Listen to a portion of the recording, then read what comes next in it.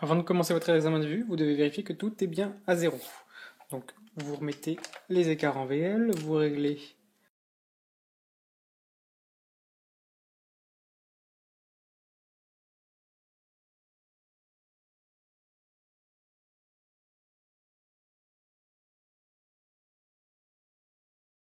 au début de l'examen de vue, vous allez vous présenter et lui demander son nom, la raison de sa visite et sa date de naissance. Ne demandez pas son âge, ça ne se fait pas.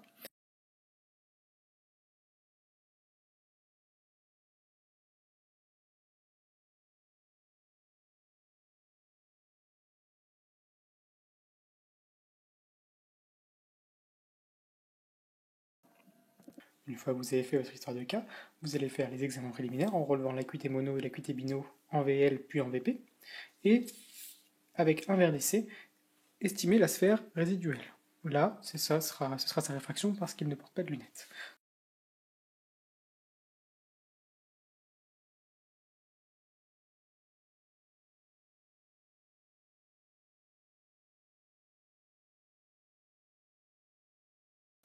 Avant de commencer la méthode du brouillard, on va lui mettre les compensations estimées, et on va rajouter donc plus une 50 sur chaque œil.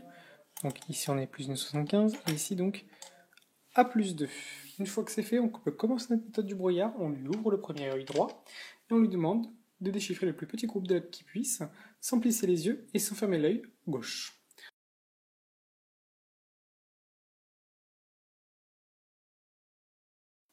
Nous allons maintenant passer au CCR. On va lui présenter un nuage de points, et on lui demande s'il voit plus net, plus noir, plus contrasté en position 1 ou en position 2.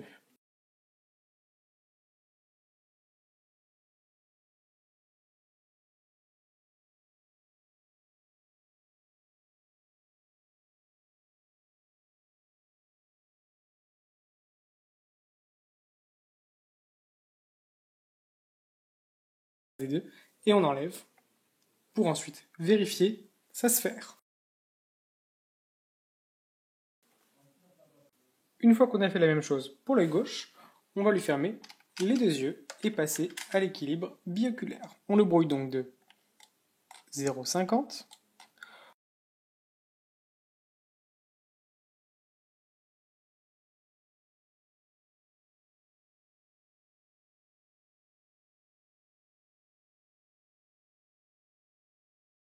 Et là, on va faire l'équilibre binoculaire en le débrouillant. Nous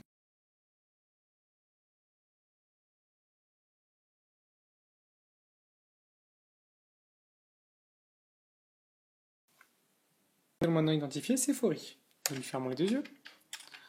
En tout cas, un œil. Nous allons lui mettre le Maddox sur l'œil droit.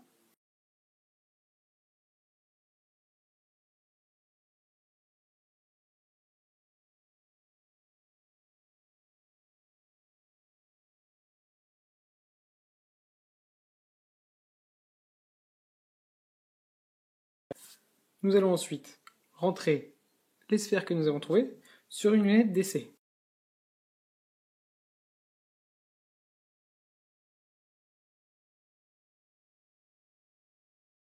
Si vous avez le temps, vous pouvez lui faire un test de stéréo. Il faut savoir que c'est 0,5 points le jour de l'examen, donc c'est pas le test le plus important, mais il peut vous aider dans la conclusion. Donc c'est bien de le faire, et faites-le vraiment à la fin.